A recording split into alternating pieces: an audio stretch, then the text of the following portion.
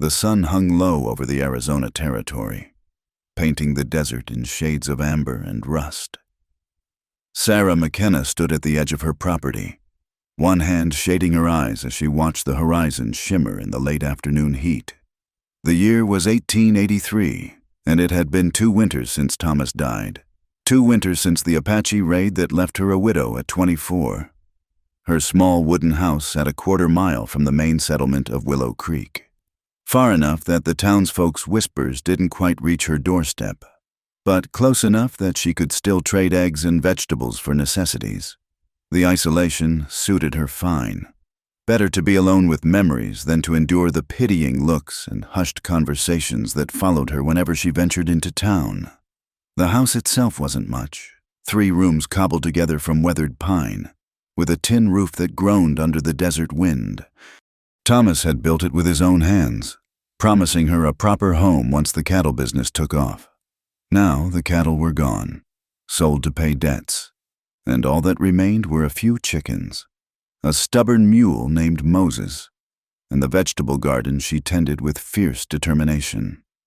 Sarah turned back toward the house as the first signs of an approaching sandstorm darkened the southwestern sky. Living in the territory had taught her to read the weather like scripture, the way the air turned thick and electric, how the birds fell silent, the peculiar yellow tinge that crept across the horizon, all signs that she needed to secure the animals and shutter the windows before the desert unleashed its fury.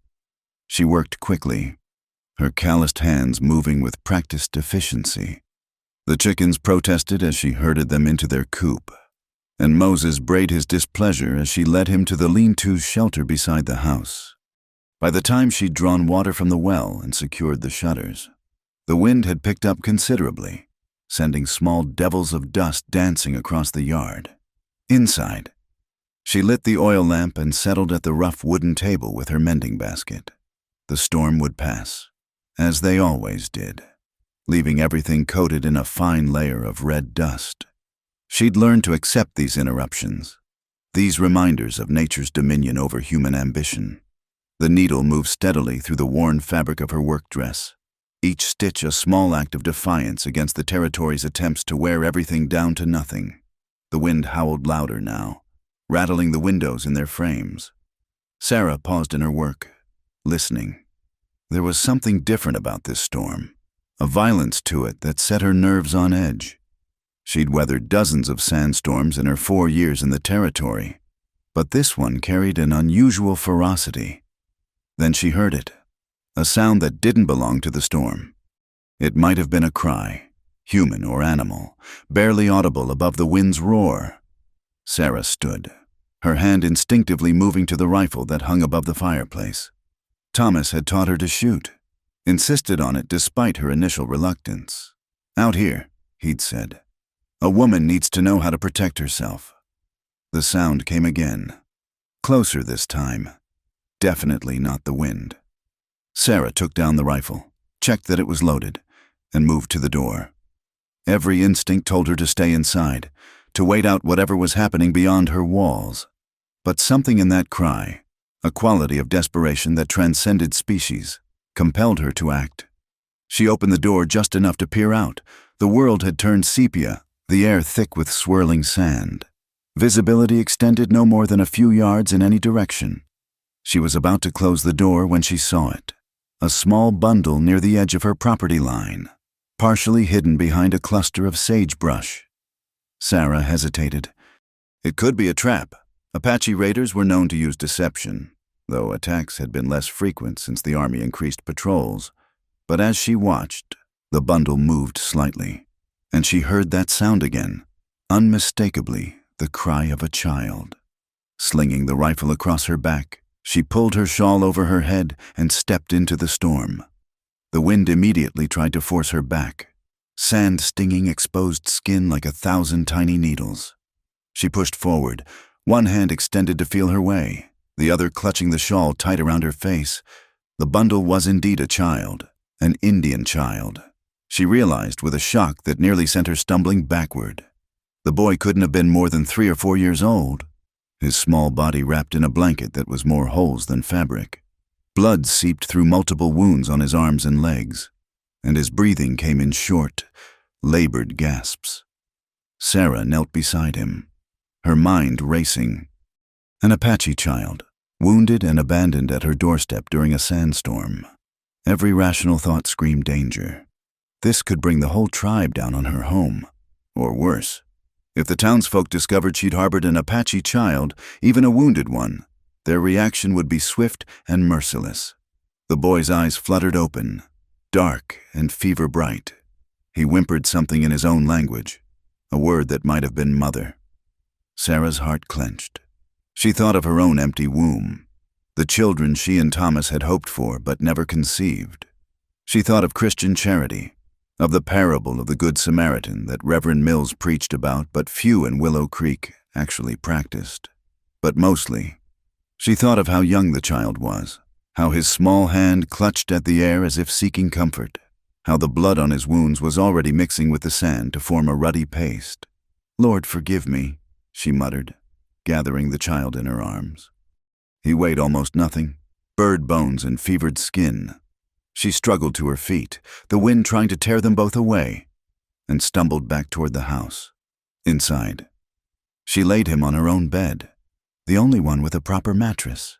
In the lamplight, she could see his injuries more clearly, cuts and gashes that looked like they'd come from fleeing through rough terrain rather than weapons. His clothing was torn, and she could count his ribs beneath the bruised skin. Sarah had helped birth calves and tended Thomas through his final illness. She knew something of healing, though nothing had prepared her for this. She heated water on the stove, tore strips from her spare petticoat for bandages, and set about cleaning the wounds. The child drifted in and out of consciousness, occasionally crying out in his unfamiliar language. As she worked, the full weight of her decision began to settle on her shoulders. She was harboring an Apache child, the son of the very people who had killed her husband. If discovered, the best she could hope for was exile from the community. The worst. She'd heard stories of frontier justice, of women branded as Indian lovers, of houses burned with occupants still inside. But as she looked at the small form on her bed, now cleaned and bandaged, breathing more easily in sleep, she knew she couldn't have made any other choice. Whatever consequences came, she would face them. The storm still raged outside, but in the circle of lamplight, tending to this wounded child, Sarah felt a strange peace, the first she'd known since Thomas's death. She pulled her rocking chair beside the bed and settled in for a long night's vigil. Tomorrow would bring its own troubles. The storm would pass, leaving signs of disturbance that curious neighbors might investigate. The child would need food, proper medicine, clothes, and somewhere out there, Apache parents might be searching for their son, or might be dead, leaving the boy orphaned in hostile territory. Sarah reached out to smooth the child's hair, noting how it fell straight and black against the pillow. He murmured in his sleep, but didn't wake. Outside, the wind began to die down, the worst of the storm moving past. Soon, the desert would return to its usual quiet, and she would have to decide what to do with this unexpected gift or curse that the storm had delivered to her door. For now, though, she simply sat and rocked, humming an old lullaby her mother had sung to her back in Missouri, before dreams of Western fortune had carried her to this hard land. The child's breathing steadied, matching the rhythm of her quiet song, and in that moment, in defiance of all sense and safety, Sarah McKenna made a choice that would change the course of her life. She would keep the boy safe, whatever the cost. The morning after, the storm dawned clear and merciless, the sun already burning away the coolness of night by the time Sarah opened her eyes. She dozed fitfully in the rocking chair, starting awake each time the child stirred. Now, in the harsh light of day, the full reality of her situation struck her anew. The boy was awake, watching her with dark, wary eyes. When she smiled and reached toward him, he flinched back against the pillow. Sarah withdrew her hand slowly, understanding. Whatever had happened to bring him here, it had taught him to fear pale faces. "It's all right," she said softly, though she knew he couldn't understand. "You're safe here." She rose stiffly from the chair, her back protesting the night's uncomfortable position. First things first, the child needed water and food. She moved to the kitchen area, aware of his eyes following her every movement. When she returned with a cup of water, he struggled to sit up, wincing as the movement pulled at his bandages. Sarah helped prop him against the pillows and held the cup to his lips. He drank greedily, then looked at her with something that might have been gratitude. When she offered him some bread soaked in broth, he ate with the single-minded focus of the truly hungry. As he ate, Sarah's mind raced through the practicalities. She needed medicine, proper medicine, not just the home remedies she kept on hand. That meant a trip to town, to Murphy's general store. But she couldn't leave the child alone, and she certainly couldn't take him with her. Not yet. A knock at the door made them both freeze. The boy's eyes went wide with fear, and Sarah felt her own heart hammering against her ribs. She motioned for him to stay quiet and moved to the window, peering through a crack in the shutters. Martha Hensley stood on her doorstep, basket in hand. Of all the people in Willow Creek, Martha was perhaps the closest thing Sarah had to a friend. A widow herself, though 20 years Sarah's senior, who understood the peculiar isolation of grief. Sarah glanced back at the boy, then made a decision. She opened the door just wide enough to slip outside, closing it firmly behind her. "Martha," she said, trying to keep her voice steady, "what brings you out this way?" "That storm last night had me worried," Martha replied, her keen eyes studying Sarah's face. "Wanted to make sure you weathered it all right. Brought some of my preserves. Thought you might enjoy them." "That's very kind." Sarah accepted the basket, acutely aware that she was still wearing yesterday's dress, rumpled from her night in the chair. "I'm fine, truly. The storm was fierce, but no damage done." Martha's gaze traveled past her to the closed door. "You sure everything's all right, dear? You look peaked." "Just tired. I didn't sleep well with all that wind." "Well, if you need anything." Martha let the offer hang in the air. Then, with the directness that frontier life bred in women, she added, "Samuel Briggs was asking after you in town yesterday. Said he might pay you a call soon." Sarah's stomach tightened. Samuel Briggs was a widower with a profitable ranch and 3 motherless children. Half the town seemed determined to match them up, unable to comprehend why a woman would choose solitude over security. "Mr. Briggs is free to call if he wishes," Sarah said carefully. "Though I can't promise to be receiving visitors." Martha's expression softened. "It's been 2 years. Sarah, Thomas wouldn't want you to spend your life alone. Thank you for your concern," Sarah said, more sharply than intended. "And for the preserves."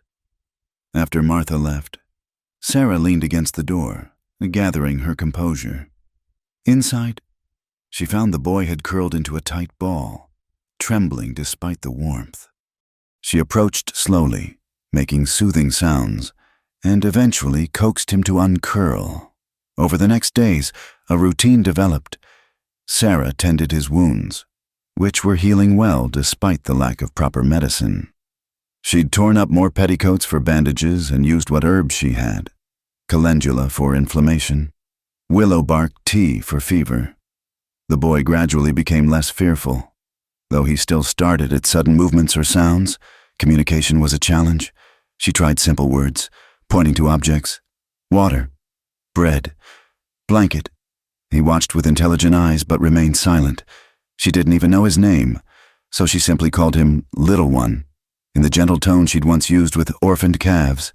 On the 4th day, her food supplies ran dangerously low. She'd been subsisting on whatever required no cooking, giving the boy the best portions. Her chickens provided eggs, but she needed flour, salt, medicine. The trip to town couldn't be postponed any longer. She explained through gestures that she needed to leave but would return. The boy's eyes filled with panic, and he grabbed her sleeve with surprising strength. Sarah's heart ached, but she gently freed herself and showed him the hidden space beneath the floorboards where Thomas had once kept valuables. "If anyone comes," she said, demonstrating, "you hide here, understand." Whether he understood or not, He climbed into the space when she showed him. She arranged a piece of carpet over the boards, making it invisible, and left water and food within reach. The ride to town seemed longer than usual, every moment away from the house filled with dread. What if someone came calling? What if the boy's fever returned? What if his people came looking and found an empty house? Willow Creek buzzed with its usual activity, merchants hawking wares, cowboys loading supplies, women in calico dresses gossiping outside the millinery. Sarah kept her head down and moved purposefully toward Murphy's. Inside the dim store, she selected her items carefully. Flour, salt, coffee, canned goods that would keep. When she reached for a bottle of laudanum, Murphy raised an eyebrow. "Someone feeling poorly?" he asked, his Irish brogue still thick after 20 years in America. "Just want to keep some on hand." Sarah replied, "After being so isolated during the storm, made me think I should be better prepared." She was reaching for bandages when a commotion outside made everyone turn toward the windows. A group of men had gathered in the street, their voices raised in anger. Sarah recognized Jake Sullivan, whose brother had been killed in an Apache raid 3 years back, and several others known for their Indian hatred. "Found tracks leading from Skeleton Canyon," Jake was saying. "Fresh ones. Those savages are getting bold again, coming this close to town. Probably the same bunch that hit the Donovan place last month." Another man added, "Stole horses and supplies." "Army ain't doing nothing about it neither." Jake spat in the dust. "Too busy protecting them on the reservation. Maybe it's time we took matters into our own hands." Sarah's blood ran cold. She quickly finished her purchases and slipped out the back way, but not before she heard Jake's final words. "Any God-fearing Christian finds an Apache on their property. There's only one thing to do. Send them to their heathen maker and let the Lord sort it out." The ride home was torture. Every shadow could be a threat. Every bird call a signal. When she finally saw her house still standing, no smoke rising except from her own chimney, she nearly wept with relief. "Inside," she called softly to the boy. After a moment, the carpet moved and his face appeared, streaked with tears but attempting a brave expression. Sarah helped him out and held him while he trembled, understanding without words that the darkness had been frightening. That night, as she prepared a proper meal for the first time in days, Sarah faced the hard truth. She couldn't keep the boy hidden forever. Already Martha had noticed something amiss. Soon others would come calling, Samuel Briggs, perhaps, or worse. Men like Jake Sullivan looking for Apache to blame for their losses. The boy needed more than she could give him. He needed his people. But how could she find them without exposing him to danger? And even if she could locate his family, would they trust her, a white woman, enough to take him back? As if sensing her troubled thoughts, the boy approached where she sat by the fire. For the first time, he initiated contact, placing his small hand on her arm. When she looked at him, he pointed to himself and spoke a single word. "Naiche." "Naiche," she repeated, and he nodded solemnly. "Is that your name?" Another nod. Then he pointed at her with a questioning look. "Sarah," she said, placing a hand on her chest. "I'm Sarah." "Sarah," he said carefully, and despite everything, she smiled. Outside, a coyote howled in the distance, answered by another. The desert night was full of unseen dangers, both animal and human. But inside the small circle of firelight, Sarah McKenna and a boy named Naichi had found an unexpected understanding. Tomorrow would bring new challenges, new fears. Tonight, though, they were simply two souls who had found shelter in each other's company. The first sign of the Apache warrior came 3 weeks after the storm. Sarah was drawing water from the well when she noticed fresh moccasin prints in the dust near the chicken coop, prints too large to belong to Naichi. Her hands trembled as she lowered the bucket, eyes scanning the horizon. Nothing moved in the midday heat except shimmers of air rising from the baked earth. Inside, Naichi was practicing the English words she'd taught him, pointing at objects and naming them in his careful, accented voice. When he saw her expression, The words died on his lips. He'd learned to read her moods with the intuition of a child who'd seen too much. "Someone was here," she said quietly, though she knew he understood little. She showed him the hiding place again, but this time he shook his head, pointing toward the door. His meaning was clear. He wanted to see who'd come. That night, Sarah barely slept. She kept the rifle loaded and close, starting at every sound.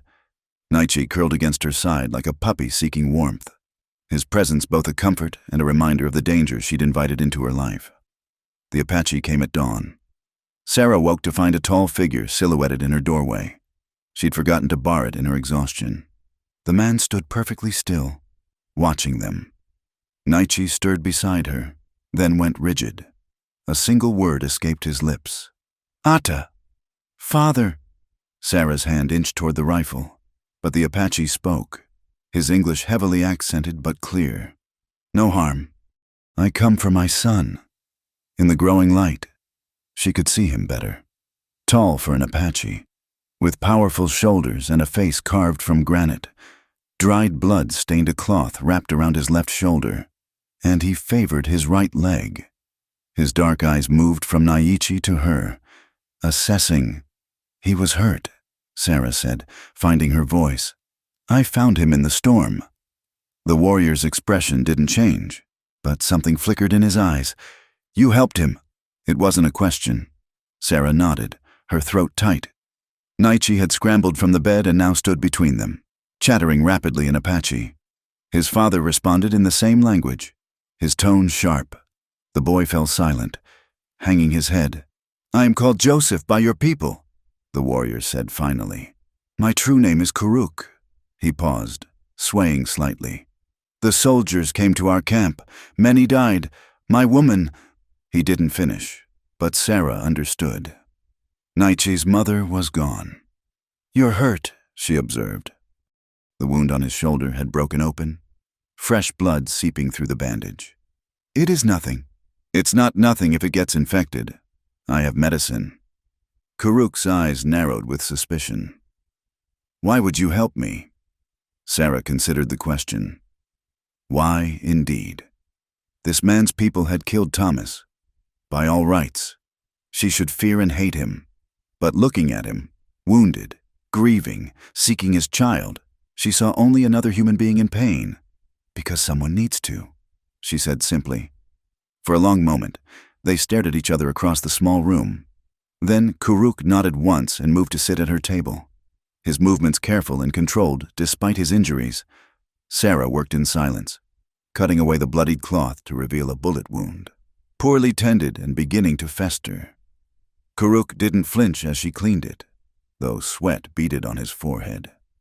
Naichi watched anxiously, occasionally speaking to his father in their language. "The bullet's still in there," Sarah said. "It needs to come out." "Then take it out." She met his steady gaze. "It will hurt." The ghost of a smile touched his lips. "I have known hurt." Sarah sterilized her knife in flame, while Karuk drank deeply from a bottle of whiskey she offered. When she began to probe for the bullet, he gripped the table's edge but made no sound. Naichi held his father's other hand, his small face fierce with the determination not to cry. The bullet came free with a wet sound, followed by a fresh flow of blood. Sarah packed the wound with clean cloth and herbs, then bound it tightly. Only when she finished did Karuk allow himself to slump forward, breathing hard. "You need rest," she said. "And food. We must go. If the soldiers find us here, you'll collapse before you make it a mile." Sarah's tone brooked no argument. "Rest today. Leave tonight if you must." Karuk looked as if he might protest, but Naichi had already climbed into his lap, arms wrapped around his father's neck. The warrior's stern expression softened as he held his son. Sarah busied herself preparing a meal, giving them privacy for their reunion. As she worked, she listened to the musical rise and fall of their voices, understanding nothing but hearing everything: love, loss, relief, sorrow. When she served the simple meal of beans and cornbread, Karuk ate slowly, as if relearning the act. Between bites, he studied her with those penetrating eyes. "Your man is dead," he said. It wasn't a question. 2 winters ago, in a raid. Apache? Yes. He was quiet for a moment. My brother led that raid. He too is dead now. Killed at Sibacue Creek. He paused. This does not bring your man back. No, Sarah agreed. It doesn't. Yet you saved my son. Fed him. Protected him. Kuruk shook his head slowly. I do not understand you. I don't always understand myself, Sarah admitted. As the day wore on, and strange domesticity settled over the house, Kuruk dozed in the chair by the fire, exhaustion finally claiming him. Naichi played quietly nearby, occasionally looking to Sarah for reassurance. She found herself moving softly, as if any sudden sound might shatter this fragile peace.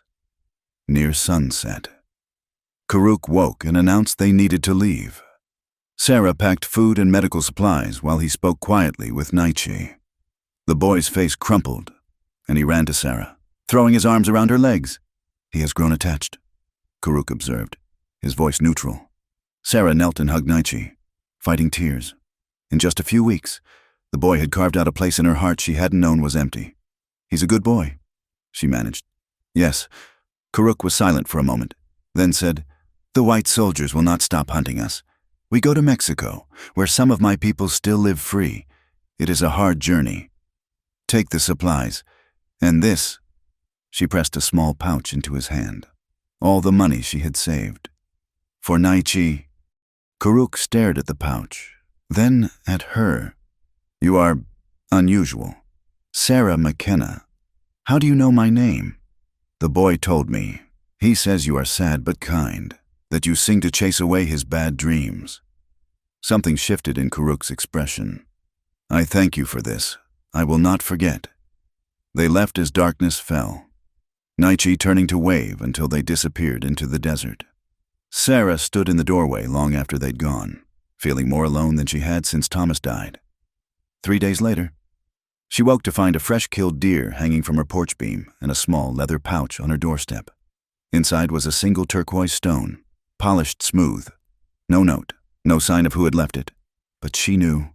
She should have felt relief. The danger was past. Her life could return to normal. Instead, she found herself watching the horizon, wondering if they'd made it to Mexico, if Naichi was safe, if Kuruk's wound had healed properly. 2 weeks passed before she saw him again. She was tending her garden in the cool morning air when a shadow fell across the plants. She looked up to find Kuruk standing at the edge of her property, alone. Where's Naichi? Fear gripped her heart. Safe, with my sister's family. He shifted slightly, and she noticed he carried a bundle. I came back. Why? He was quiet so long she thought he wouldn't answer. Then, in my dreams, I see you caring for my son.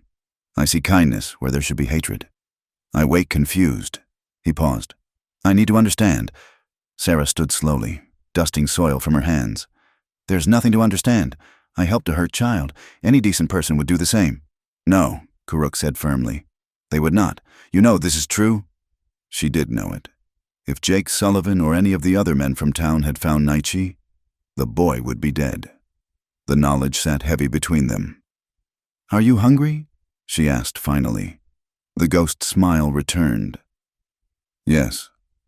And so began a pattern that defied all logic. Kuruk would appear every few days, sometimes bringing game, sometimes just sitting in silence while she worked. They talked carefully at first, sharing small things. How to track deer, how to preserve vegetables, the names of plants. Gradually, the conversations deepened. He told her about his wife, killed defending their children. She told him about Thomas, his dreams of raising cattle, his laughter. They spoke of loss and survival, of the brutal arithmetic of frontier life that demanded payment in blood and tears. Your people and mine, Kuruk said one evening. We are like two storms meeting, much destruction before the air clears. Does it ever clear? Sarah asked. He looked at her across the fire, his dark eyes reflecting the flames. Perhaps in small places, between two people who choose to see past the storm. The trouble began on a sweltering August afternoon when Samuel Briggs arrived unannounced with 2 other men from town. Sarah was mending a fence when she heard the horses, and her blood ran cold when she recognized Jake Sullivan's paint mare among them.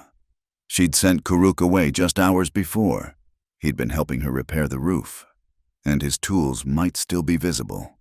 "Mrs. McKenna," Briggs called out, tipping his hat as he dismounted. He was a solid man in his 40s, prosperous and respectable, with the kind of steady demeanor that made him a natural leader in Willow Creek. "Hope we're not interrupting, Mr. Briggs." Sarah wiped her hands on her apron, acutely aware of how she must look, sweaty, dusty, doing work that most would consider unseemly for a woman. "What brings you out this way?" Jake Sullivan spat tobacco juice near her garden. "Been tracking Apache sign, ma'am. Fresh tracks leading this direction." His pale eyes studied her with barely concealed suspicion. "You seen anything unusual?" "Nothing but the usual desert critters," Sarah replied, keeping her voice steady. The third man, Will Garrett, walked slowly around her property, examining the ground. Sarah's heart pounded as he neared the spot where Karuk often tethered his horse. "Living alone out here," Briggs said, his tone conversational but his eyes watchful. "Must be difficult for a woman, dangerous even. I manage well enough. Still," he continued, "it ain't natural. A woman needs protection, especially with Apache raiders about." Jake snorted. "Some folks say you're too friendly with the savages. Martha Hensley mentioned you was acting strange a while back. Wouldn't let her in your house." "I wasn't feeling well that day," Sarah said coolly. "Is it a crime now to want privacy in one's own home?" "Course not," Briggs intervened smoothly. "Jake's just concerned for your safety. We all are." He paused meaningfully. "Perhaps it's time you considered moving closer to town, or accepting other arrangements." Sarah understood his implication clearly. Marriage to him would solve what the town saw as the problem of her independence. "I appreciate your concern, Mr. Briggs, but I'm content as I am." Will Garrett returned from his circuit of the property, found some interesting marks by the well. Moccasin prints. Looks like not fresh, but recent enough. The 3 men exchanged glances. Jake's hand drifted to his pistol. "Ma'am, if you've seen Apache on your property, you got a duty to report it." "I've seen no one," Sarah said firmly. It wasn't entirely a lie.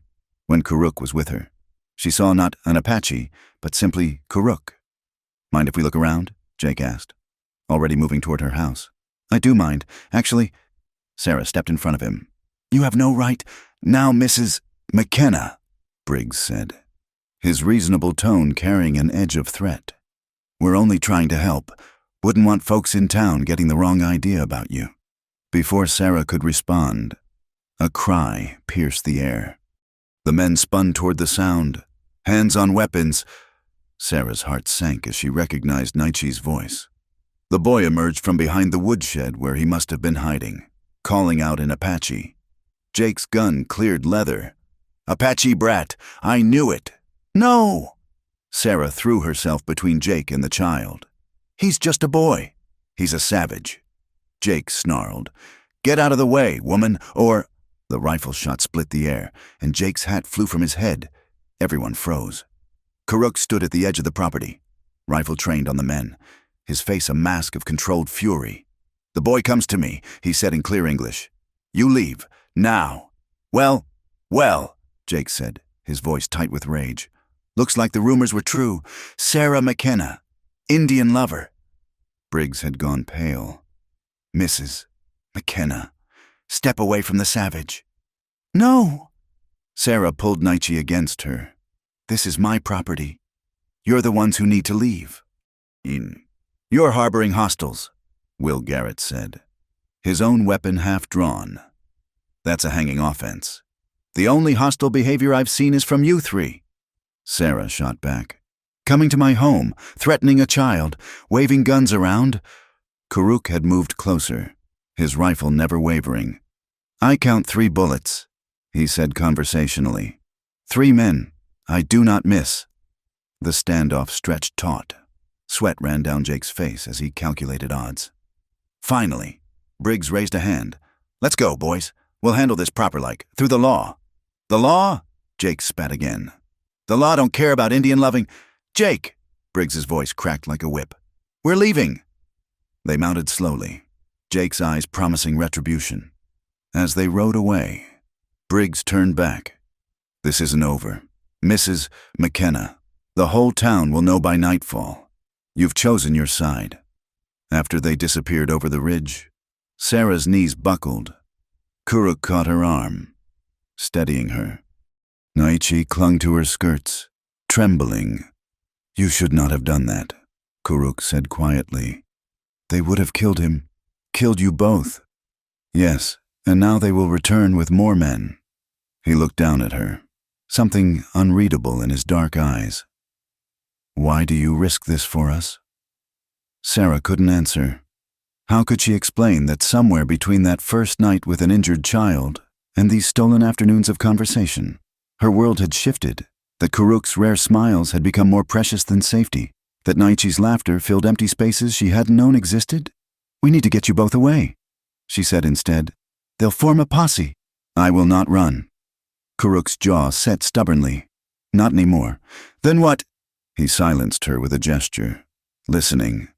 No hoofbeats yet, but they both knew time was short. Naichi, he said in Apache, then English for Sarah's benefit. Go to the hiding place. Stay until I call. The boy protested, but Kuruk's stern look sent him scurrying to the root cellar. Once he was hidden. Kuruk turned to Sarah. You must denounce me. Say I forced you, threatened you. They will believe this. No. Sarah. Her name on his lips still sent an unexpected shiver through her. Be sensible. I'm tired of being sensible. The words came out fiercer than intended. I'm tired of pretending that their hatred is righteous while your humanity is wrong. I won't lie about what you are to save myself. And what am I? His voice had gone dangerously soft. Sarah met his gaze squarely. A good man. A good father. My friend. The word felt inadequate, but anything more would be too dangerous to voice.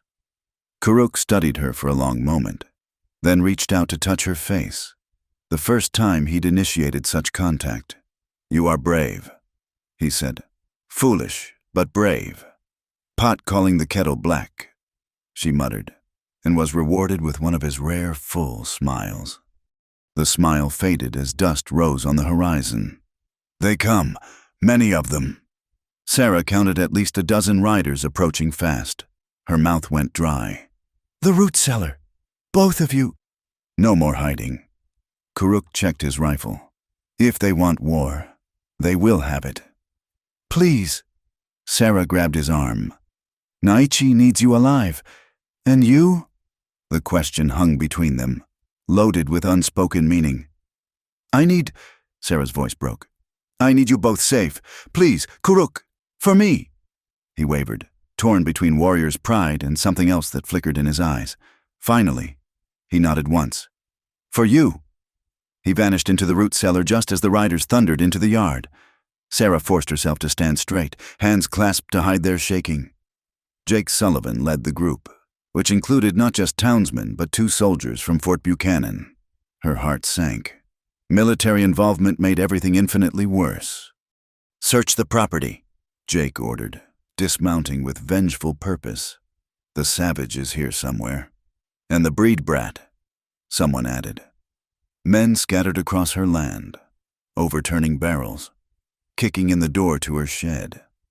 Sarah watched helplessly as they invaded every corner of her carefully built life. Where are they? Jake grabbed her arm roughly. Where are you hiding them? You're hurting me. Good. His grip tightened. Maybe pain will loosen your tongue. You traitorous! That's enough. One of the soldiers, a young lieutenant with tired eyes, intervened. We're here to enforce law, not brutalize women. Jake released her with reluctance. She's harboring hostiles. Lieutenant Morse. That makes her fair game. That remains to be proven. The lieutenant turned to Sarah. Ma'am, I'm going to ask you directly. Have you been sheltering Apache Indians on your property? Sarah lifted her chin. I gave aid to an injured child. Since when is Christian charity a crime? When that child is Apache, someone muttered. The search continued as the sun sank lower. Sarah held her breath each time someone neared the root cellar, but the entrance was well hidden beneath stacked firewood. Finally, as dusk painted the sky purple, the men regrouped. Nothing, Will Garrett reported, frustration evident. But those tracks don't lie. They were here. Then we wait, Jake declared. Postguards. They'll come back. I'm not authorizing military resources for a stakeout based on suspicion. Lieutenant Morse said firmly, We've found no evidence of hostile Apache currently on the property. But the woman admitted to helping an injured child. The lieutenant looked tired. Unless you have proof of ongoing harboring of hostiles, we're done here. The argument that followed was heated, but military authority prevailed. As the group prepared to leave, Jake leaned close to Sarah. This isn't over, he hissed. We'll be watching, and when your savage friend shows up again, and he will, we'll be ready. Him, the brat, and you. Justice will be done. They left guards, 2 men who made camp just beyond her property line, their fire visible in the gathering darkness. Sarah waited until full night before approaching the root cellar. They're gone, she whispered. But there are watchers. Kuruk emerged silently, Nietzsche in his arms. The boy had fallen asleep despite everything, tear tracks still visible on his dusty face. You cannot stay, Kuruk said. It wasn't a question. Sarah looked at her house, her garden, the life she'd built from grief and determination. Then she looked at the man and child who'd somehow become more important than any of it. No, she agreed. I can't. The abandoned prospector's cabin sat nestled in a canyon 3 days' ride from Willow Creek, hidden by towering red rocks and scraggly juniper. They'd fled Sarah's farm under cover of darkness, Kuruk leading them through paths no white man knew, always staying ahead of any pursuit. Now, as Sarah collapsed onto a makeshift bed of pine needles and blankets, every muscle in her body screamed protest. Drink, Kuruk commanded, pressing a water skin to her lips. She was too exhausted to do anything but obey. Nietzsche curled against her side, having refused to leave her throughout their flight. The boy had proven tougher than his small frame suggested, matching their pace without complaint, even when Sarah could see the weariness in his dark eyes. The cabin was little more than 4 walls and a leaking roof, but it offered shelter. Kuruk had known of it from his scouting days, when Apache warriors memorized every potential refuge across the territory, as he built a small fire in the crumbling hearth. Sarah watched him through heavy-lidded eyes. You should have left me, she murmured. Taken Nietzsche to your people. He paused in his work, not looking at her. My people are scattered, some on reservations, some fled to Mexico, some dead. His voice carried no bitterness, only fact. Besides, the boy would not leave you. And you? Now he did look at her, firelight dancing across his angular features. I have my reasons. Sarah was too tired to pursue it. She dozed off when voices woke her, Kuruk and Nietzsche speaking softly in Apache. The language that had once sounded foreign now seemed almost musical, rising and falling like wind through canyon walls. Over the following days, they settled into a fragile routine. Kuruk hunted and scouted, always vigilant for signs of pursuit. Sarah tended the fire, prepared meals from their dwindling supplies, and continued Nietzsche's English lessons. The boy was a quick learner, delighting in new words, though he sometimes mixed them with Apache in ways that made both adults smile. Skybird, he announced one morning, pointing at a hawk. Him fly dancing. Flying, Sarah corrected gently. The bird is flying. Flying, Nietzsche repeated dutifully, then added in Apache something that made Kuruk chuckle, the first genuinely carefree sound she'd heard from him. What did he say? He says the bird is still dance-flying, no matter what English calls it. Kuruk's expression softened as he watched his son. He has his mother's way of seeing beauty where others see only function. It was the most he'd said about his wife since that first day. Sarah waited, sensing more words gathering like storm clouds. Her name was Ayana. He continued quietly. It means eternal blossom. She laughed when I could not make the white man's coffee properly, said I could track a mouse across solid rock but could not measure beans. His voice caught slightly. The soldiers shot her as she ran toward our children. Sarah reached out instinctively, her hand covering his. He stiffened but didn't pull away. "I'm sorry," she whispered, knowing how inadequate the words were. "As am I, for your husband." He turned his hand palm up, fingers intertwining with hers. Perhaps that is why the spirits led us together. Two people who understand that grief is a language needing no translation. They sat in silence, hands linked, watching Naichi chase lizards among the rocks. The moment stretched between them, fragile and precious as spun glass. That night, the first snow of winter dusted the canyon rim. Sarah shivered despite the fire, her thin dress and shawl poor protection against the dropping temperature. She'd fled with only what she wore, and while Karuk had given her a blanket, the cold seemed to seep into her bones. She woke sometime later to find Karuk sitting beside her, his own blanket draped over her shoulders. In the dim firelight, she could see him trying to suppress his own shivers. "You'll freeze," she protested. "I have known colder nights." "You knew. That doesn't mean you should suffer this one." Before she could lose her nerve, Sarah lifted the edge of the blankets. "There's room." He hesitated. Warrior's discipline warring with human need. Then Naichi whimpered in his sleep, curling tighter against Sarah's other side. And something in Karuk's expression shifted. He slipped beneath the blankets, careful to maintain distance between them. But as the night deepened and the cold pressed closer, that distance gradually disappeared. Sarah found herself turning into his warmth, her head finding the hollow of his shoulder. His arm came around her, tentative at first, then with growing certainty as she didn't pull away. "This is not wise," he murmured into her hair. "Wisdom is overrated," she replied, which startled a soft laugh from him. They talked in whispers, sharing stories of their childhoods, hers on a Missouri farm, his following the seasons with his band. He told her Apache names for the constellations visible through the smoke hole. She described snow so deep it could bury a house, something he'd never seen despite knowing winter's bite. "Your people have a saying," Karuk said. "Red sky at morning, sailor's warning. We say, when coyote howls at dawn, change rides the wind. Has coyote been howling? Every dawn since I met you." His hand traced gentle patterns on her back.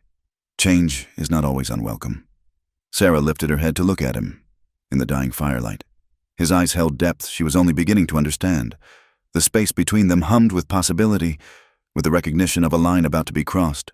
"Karuk," she breathed. "I know," he said softly. "I know all the reasons this cannot be. My people and yours, the danger, the differences. I know, but Sarah..." She silenced him with her fingers against his lips. "Just for tonight," she whispered. "Let us pretend the world beyond these walls doesn't exist." His control, held so tightly for so long, finally broke. His lips found hers with a hunger that matched her own. Months of careful distance dissolved in an instant. Sarah gasped at the intensity of it, at the feeling of coming home to a place she'd never been. They loved with the desperation of those who know tomorrow is never promised, finding in each other's arms a sanctuary from loss, from loneliness, from the harsh realities waiting beyond their temporary shelter. Karuk whispered Apache endearments against her skin, words she didn't understand but felt in her bones. She traced the scars that mapped his warrior's life, each mark a story of survival. Afterward, they lay entwined, hearts gradually slowing to match each other's rhythm. Naichi had slept through it all, child's dreams undisturbed by adult complications. Sarah felt she should regret what they'd done, should feel shame or fear.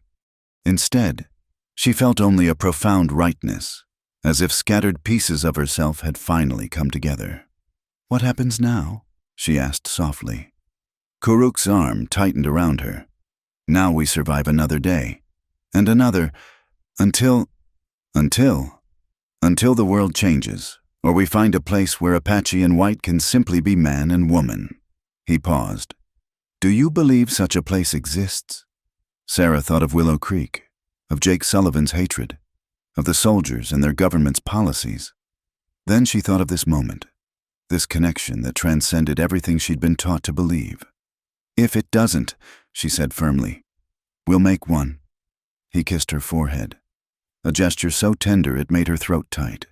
You dream like an Apache, he said, as if the world can be remade by will alone. Can't it? Perhaps, with enough will and enough love. The word hung between them, unadorned and honest. Love. Not the comfortable affection she'd shared with Thomas, but something fiercer, more elemental. A love born of unlikely understanding, nurtured by shared loss, and bloomed despite every reason it shouldn't exist. The boy will wake soon, Kuruk said eventually. He will be hungry.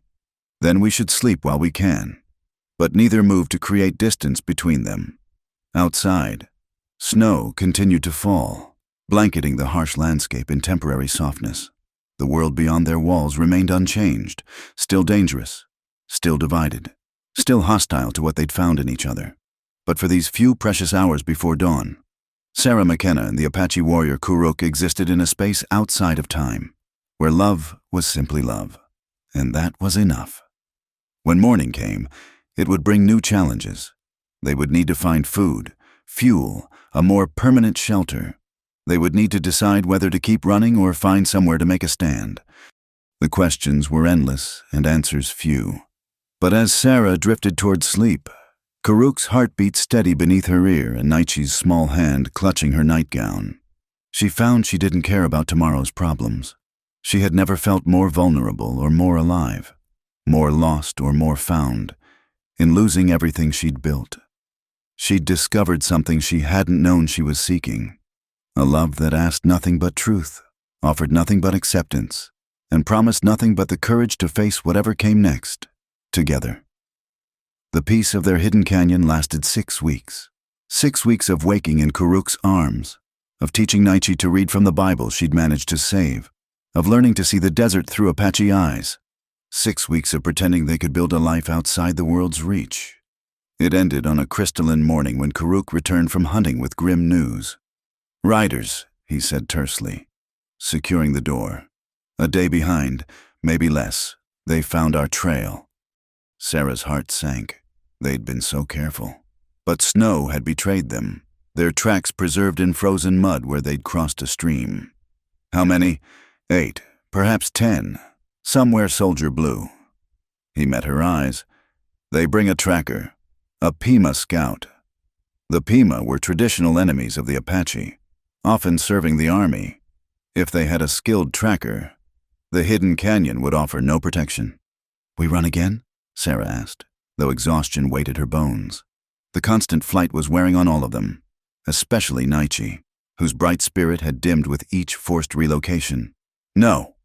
Kuruk's jaw set with determination. No more running. They will follow wherever we go.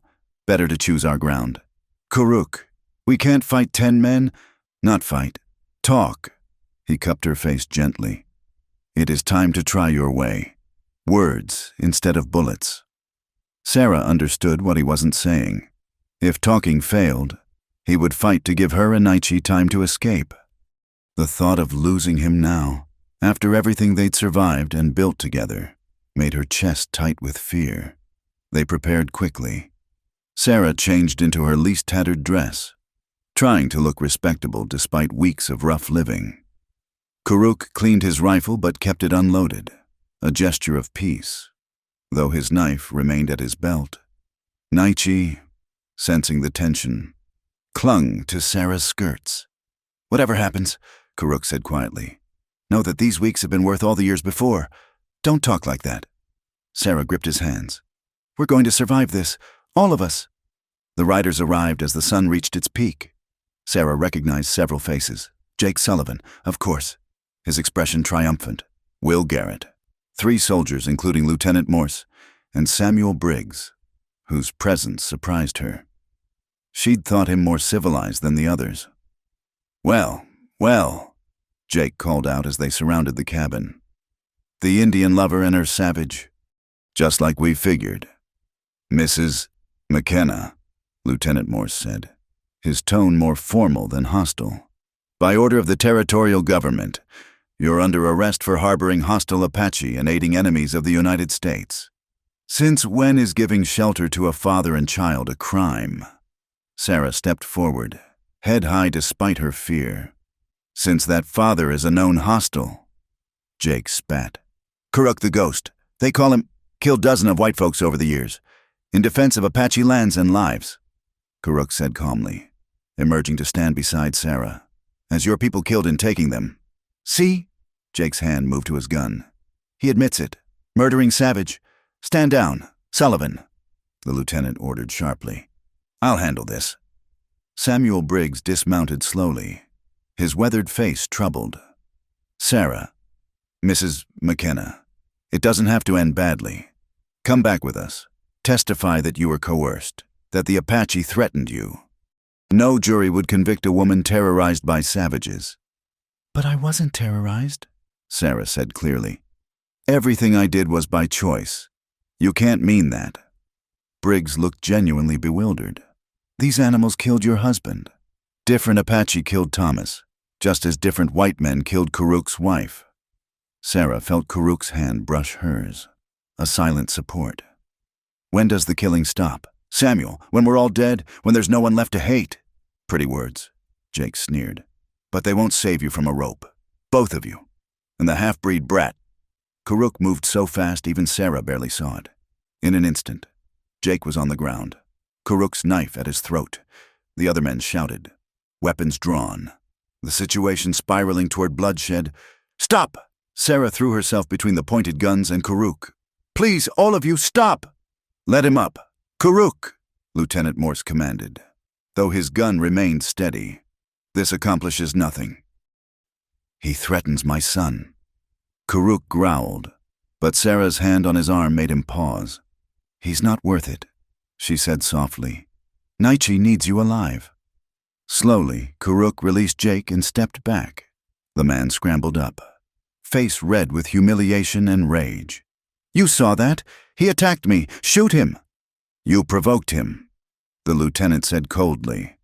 "Threatened a child." He looked between Sarah and Kuruk, something almost like understanding in his eyes. "However, the law is clear. You're both under arrest. The child will be placed in the reservation school." "No!" Naichi burst from the cabin where he'd been hiding, running to wrap his arms around Kuruk's legs. "No, take father. No, take Sarah, mother." The words hit Sarah like a physical blow. Sarah, mother. In all these weeks. She'd tried not to think about what she was becoming to the boy, what place she was taking in his heart. Now, seeing his terrified face, she knew she'd fight anyone who tried to separate them. "Please," she addressed Lieutenant Morse directly. "You're a decent man. I could see it that day at my farm. Is this truly justice? Taking a child from the only family he has left? Imprisoning people whose only crime is caring for each other across lines others have drawn?" The lieutenant's facade cracked slightly. "I don't make the law, ma'am. I only enforce it." "Then enforce it with mercy," Briggs said unexpectedly. Everyone turned to stare at him. The rancher dismounted, approaching slowly. "I've been thinking on the ride out here, thinking about my own Mary, gone these 5 years. How empty the house is, how my children need a mother." Sarah's stomach turned. "Samuel, don't. Hear me out." He raised a hand. "What if there was another way? You come back, agree to marry me. I'll adopt the boy, raise him Christian, put him in school, give him a chance at a real life. And your friend here can go free. Return to the reservation or Mexico or wherever. Or separate us," Kuruk said flatly. "Take my son. Take—" He stopped, but Sarah heard what he didn't say. "Take the woman I love. It's better than hanging." Briggs argued. "Better than the boy growing up in one of those reservation schools where half the children die. I'm offering mercy. You're offering ownership." Sarah said, her voice shaking with anger. Me as your wife, Naichi as your pet Indian to parade around as proof of your Christian charity, and Kuruk exiled from the only family he has left. It's a fair offer. Jake interjected, more than fair for savage lovers. Sarah looked at the circle of faces, hostile, sympathetic, indifferent, all of them certain they had the right to determine 3 lives based on their own prejudices. She thought of the weeks in the canyon, of laughter shared over simple meals, of Naichi's delight in learning, of nights in Kuruk's arms where differences meant nothing. No, she said firmly. Sarah, Briggs's tone held warning. Be sensible. Think of the child if not yourself. I am thinking of him. She pulled Naichi against her, feeling him tremble. I'm thinking he deserves to grow up knowing who he is, proud of both his Apache heritage and what he learns from me. I'm thinking he deserves to see his father and mother treat each other with love and respect, not ownership. Then you're a fool, Jake snarled. And you'll hang like one. Perhaps, Sarah said. But I'll hang knowing I chose love over fear. Can you say the same? A long silence fell. Even the desert wind seemed to hold its breath. Lieutenant Morse looked deeply uncomfortable, torn between duty and growing doubt. Briggs appeared genuinely hurt, his offer of salvation rejected. Finally, Kuruk spoke. Lieutenant, you are a soldier. You understand honor. I ask you, where is the honor in this? In forcing a woman to choose between death and servitude? In taking a child from his father? Your war with my people is over. You won. Why must you also war against love? The lieutenant holstered his weapon slowly. I need to think. We'll make camp here tonight. In the morning. He shook his head. In the morning. I'll decide. As the soldiers set up camp, Sarah, Kuruk, and Naichi were confined to the cabin under guard. They sat close together, knowing these might be their last hours as a family. I'm sorry, Sarah whispered. If I'd chosen differently that first night, if I'd turned you away, then I would have one less reason to face tomorrow with courage. Kuruk interrupted. Do not apologize for having a heart too large for their small world. Naichi curled between them, trying to be brave but unable to stop silent tears. They held him, and each other. As darkness fell over the canyon, outside, they could hear the men arguing, Jake's voice harsh and insistent, the lieutenant's measured but uncertain. If they take us, Kuruk said quietly. If we are separated, we won't be. Sarah's voice held steel. I won't let them. He smiled sadly. You would fight the world. For you? For Naichi? Yes. She met his eyes. Wouldn't you? I already am, he said simply, and kissed her with all the desperation of a man who knows dawn brings either freedom or final farewell. Dawn came with Lieutenant Morse's decision. Sarah barely slept, keeping vigil with Kuruk as they watched Naichi's restless dreams. When the soldier appeared at their door, his face was haggard, as if he too had wrestled with conscience through the night. We're leaving, he announced. Without you. Jake Sullivan erupted from behind him. What, Lieutenant? You can't. I can, and I will. Morse's voice brooked no argument. I've decided there's insufficient evidence of hostile activity. The Apache known as Kuruk appears to have abandoned raiding. The woman offered aid to an injured child, then to his father.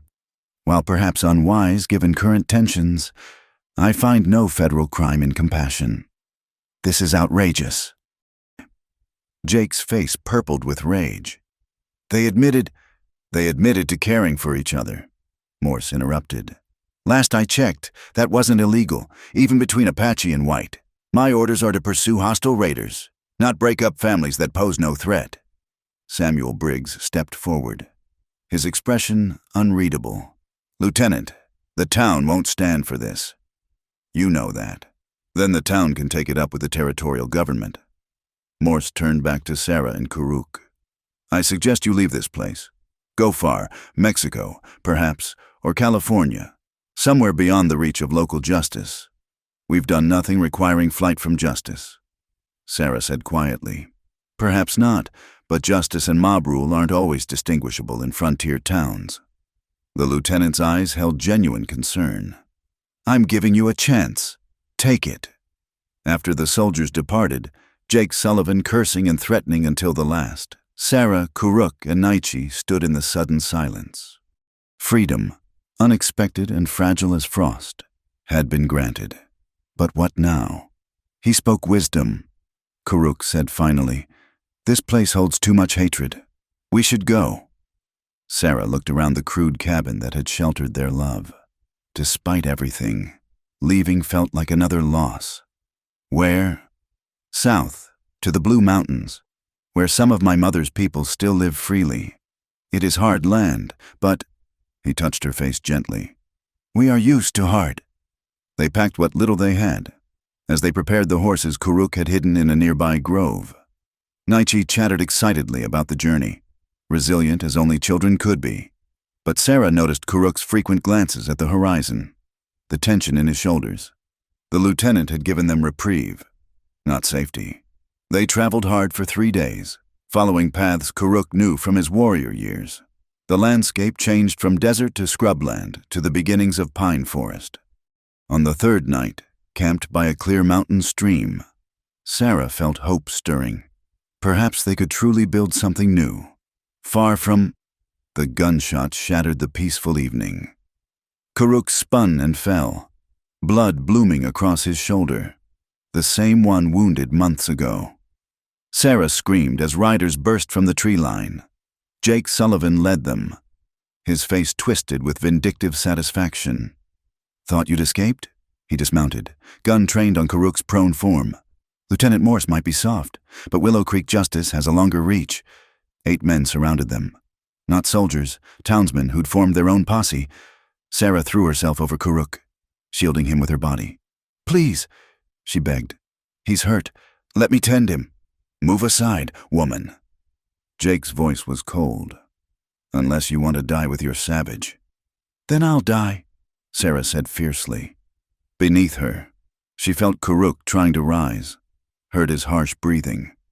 Naichi had run to them, adding his small body to their protection. "So be it." Jake raised his gun. "Wait." Will Garrett caught Jake's arm. "Killing a woman and child.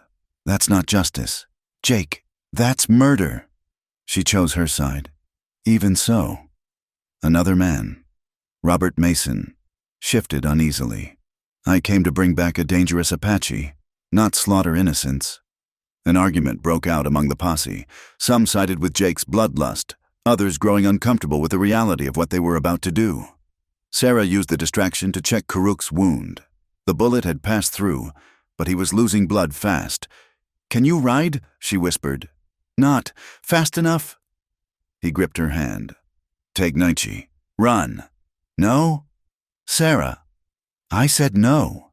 She tore strips from her petticoat, packing the wound. "We stay together or not at all." The argument was escalating. Jake had drawn on Will Garrett, calling him a coward. Others chose sides.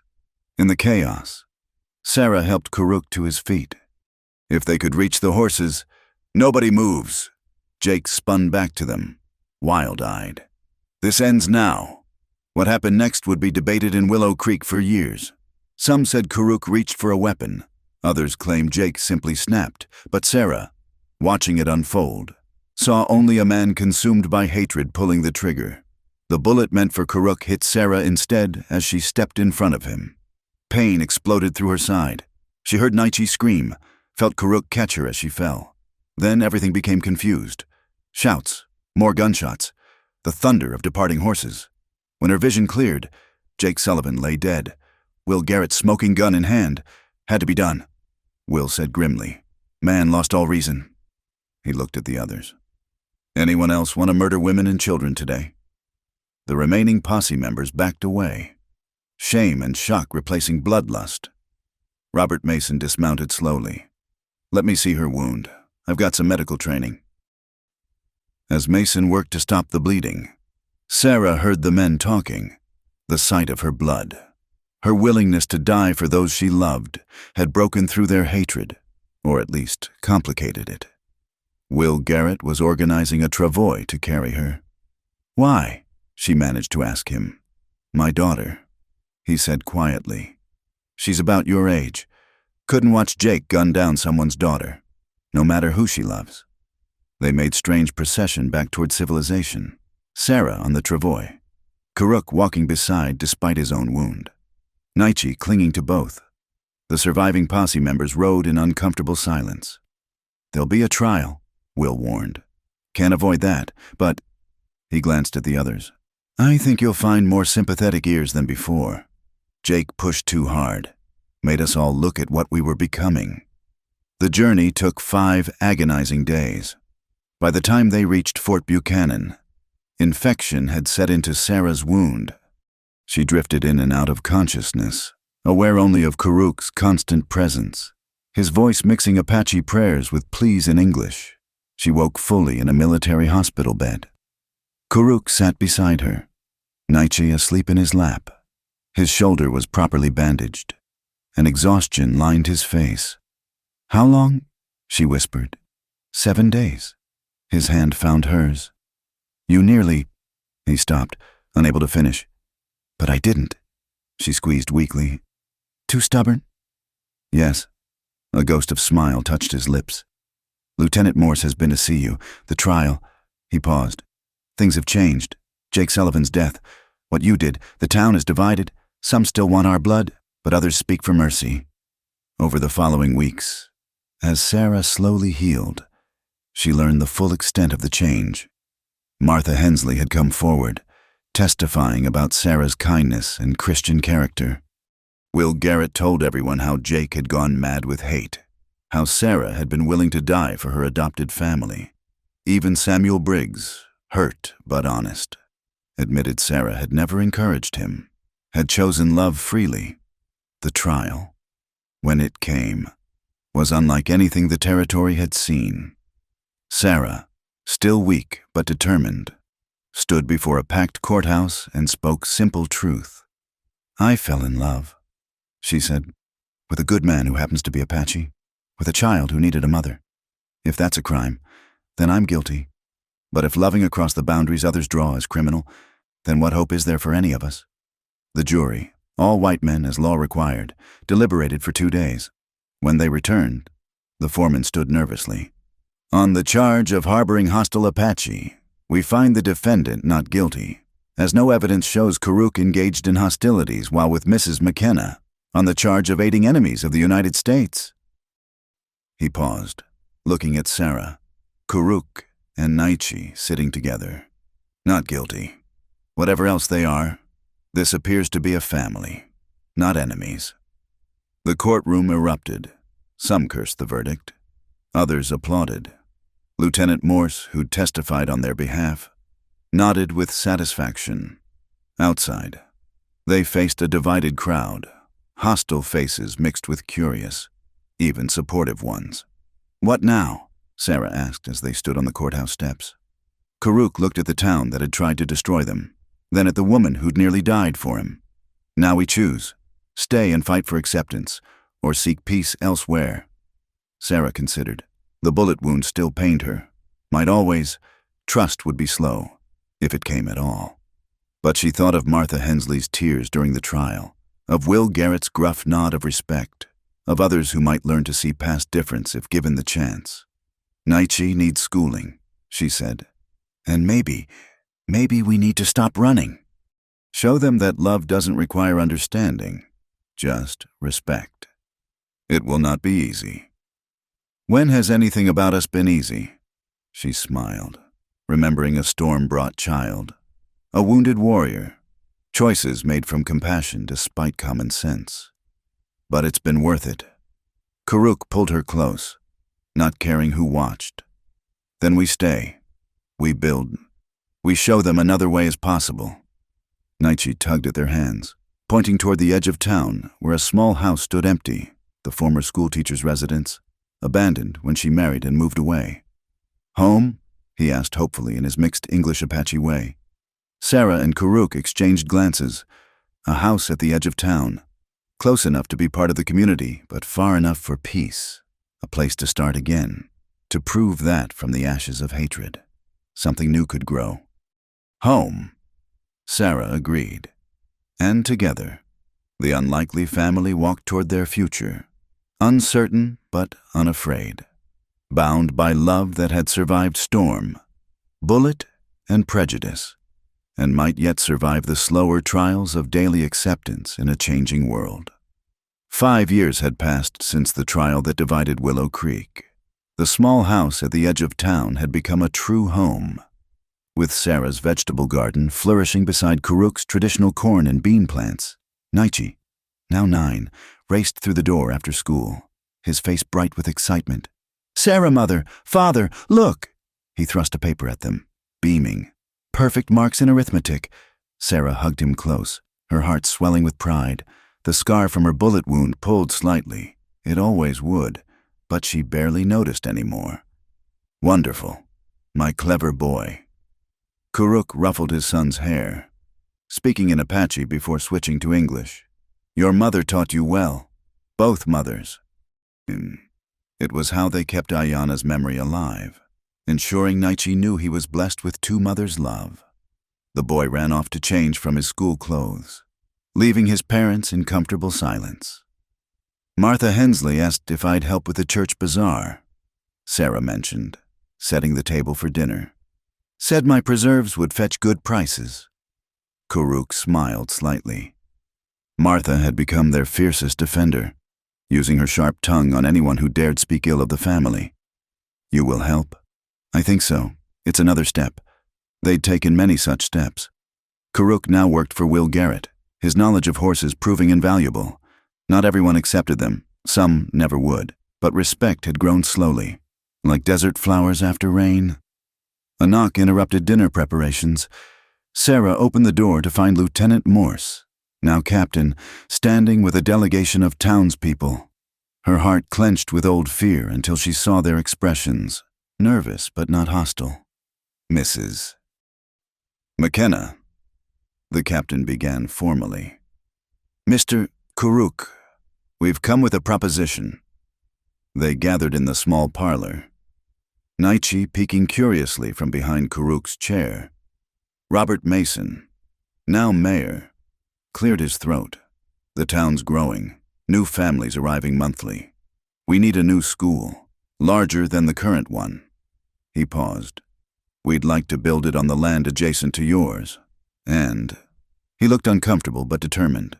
"We'd like to name it the Unity School, a place where all children are welcome." Sarah's breath caught. "All children? Apache young ones from the reservation too, if their families are willing." Captain Morse confirmed. "The government's changing its stance, slowly. Integration, not isolation." "Why tell us?" Karuk asked, though his grip on Sarah's hand showed he understood. "Because," Martha Hensley spoke up, "we want you both on the school board. Sarah for her learning, you for ensuring Apache children feel welcome. It's time Willow Creek showed the territory another way forward." Sarah looked at Karuk, seeing her own mix of hope and wariness reflected in his eyes. 5 years ago, they'd been hunted. Now they were being asked to help shape the future. "We'll consider it," Karuk said carefully. "Speak with our son first." After the delegation left, Naichi bounced with excitement. "Apache children in my school? I could help them learn English like Sarah mother taught me." "It won't be easy," Sarah warned gently. "Some people still..." "I know," Naichi interrupted with wisdom beyond his years. "But father says easy paths rarely lead anywhere worth going." That night, as they lay together, Sarah traced the scars on Karuk's shoulder, the old wound from when they met, others from their flight. Her own scar ached in symphony. "Do you regret it?" she asked softly. "Everything we've endured." He turned to face her fully. "Do you regret the storm that brought Naichi to your door?" "Never." "Then you have your answer." He kissed her gently. "We have carved out something precious from hard stone, our love, our family. Now perhaps understanding between peoples. No regret." 3 months later, the Unity School opened, true to fears. The first weeks were difficult. Some white parents withdrew their children. Some Apache families distrusted the offer. But slowly, carefully, connections formed. Naichi, comfortable in both worlds, became a natural bridge. Sarah taught letters and numbers while Karuk shared Apache stories and wisdom. Together, they showed that difference need not mean division. Samuel Briggs, long since remarried, brought his children to the school. You were right, he told Sarah simply. About choosing love over fear. I'm glad you did, even if it couldn't be with me. The territorial newspaper ran a story about Willow Creek's experiment in brotherhood. Letters came from across the West, some condemning, others inquiring how to replicate their approach. Sarah answered each one, sharing their simple truth. Understanding began with seeing others as human. One evening, as desert painted itself in sunset colors, Sarah found Karuk standing where they'd first met, the site of her old farm, now overgrown but still holding memories. Regrets? She asked, echoing their old conversation. Gratitude, he corrected, pulling her close. For storms that bring unexpected gifts, for women brave enough to choose love, for sons who teach their parents about bridges. Sarah leaned into his strength, watching the sun sink toward mountains that no longer seemed like barriers but simply part of the landscape they'd learned to navigate together. Tomorrow would bring new challenges. It always did. But tonight, they had this, a love that had survived everything thrown against it, a family formed from loss and hope, a community slowly learning that hearts had no color. Ready to go home? Karuk asked. Sarah smiled, thinking of Naichi waiting with his school books, of dinner to prepare, of the ordinary miracle of their shared life. I've been home, she said, since the night you walked through my door. Hand in hand, they walked back toward town, toward their future, their family, their proof that love could indeed bloom in the harshest ground, if tended with courage, patience, and unwavering faith in each other. The desert wind carried their laughter, Apache and English words mingling like their lives, different streams flowing into one river, heading toward tomorrow.